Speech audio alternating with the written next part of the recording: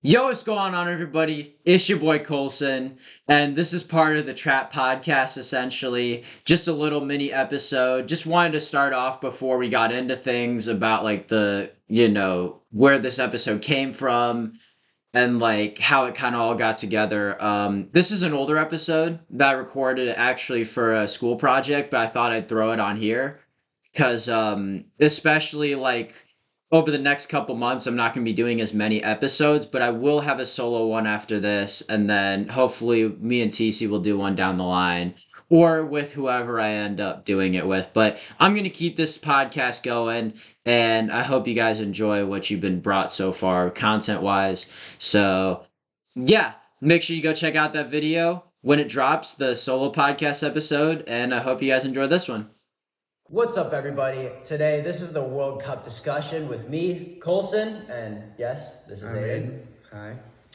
Today, we're going over some topics related to the World Cup, specifically with the U.S. elimination first. What are your thoughts?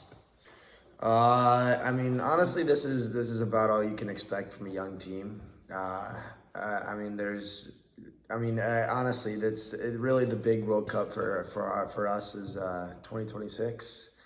We had the I believe the second youngest team in the entire World Cup, and to be able to make it this far to the round of 16, where the U.S. standard is nowadays, I think is actually pretty good. What do you think? I'd agree. I think we are filled with a lot of inexperience, with a lot of room to prove, and I think not only that, in my view, there were a lot of things that kind of caused the elimination of the U.S. game. I mean, number one, strictly, we were outplayed. We got outplayed. There's no question. But specifically, who did we get outplayed by? The defense, because we were not getting our chances. We couldn't capitalize on our chances. Our midfielders were not winning balls the way they should be. And of course, Dufries was just destroying us on the offensive end, with getting almost every single involvement in each goal. On the wing, yeah. I mean, also you have to think about when you're playing against a top team and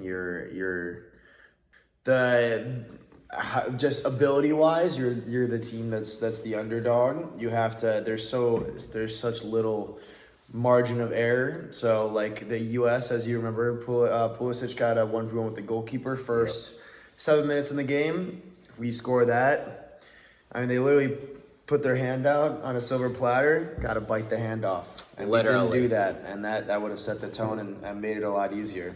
We had moments, half chances to make it 2-2 and set into extra time and hopefully hang on to set into a penalty shootout where it's anybody's game. Yep. We didn't do that.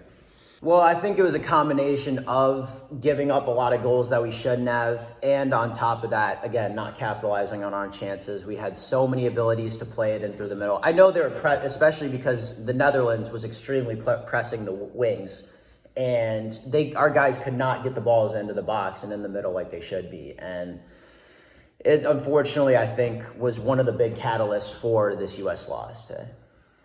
I would agree.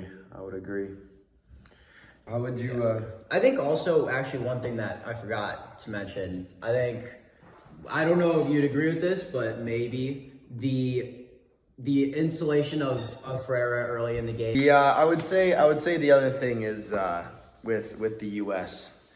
Why would you start a striker who's had 0 minutes in the World Cup? I mean, he's playing against the Netherlands, one of the arguably probably top 3 teams in the world. Not to mention, he hasn't even played since October. Hasn't played since October. I mean, there's no rhythm. Like, how is he supposed to get a rhythm at all? Exactly. And on top of that, I mean, look who scored our only goal. The guy who went in for him anyway. Yeah, exactly. Haji Right. Big goal. And I mean, what did you think of that goal? That goal must have been insane. You mean like Pulisic passes it to him. He flicks it. He stubs his toe in the ground and somehow it goes over him and chips the goalkeeper who's 6'8". Can we Acknowledge? Yeah. He just chips it over him like the keeper's like 5'2". Great finish. Amazing finish. Listen, hey, I think we deserved 1 goal in that game though, so I think all's fair. That's fair. I think all's fair.